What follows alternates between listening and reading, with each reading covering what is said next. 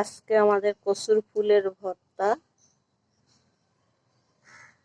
এই কচুর ফুল সিদ্ধ করে নেওয়া হয়ে গেছে, এখন তেলে ভেজে ভর্তা হবে। মসুরি ডাল, কচুর ফুল, এক কথায় কচুর মাইস, অনেকে বলে কচুর মাইস, কচুর ফুল আমরাও বলি কচুর মাইস, কচুর ফুল আর ডাল।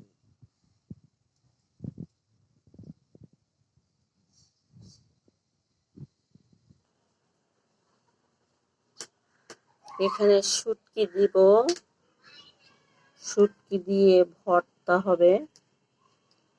এগুলো সিদ্ধ করে রাখলাম, এখন তেলে ভিজে মরিচ, পেঁয়াজ, রসুন, শুটকি সব একত্র করিয়ে বাট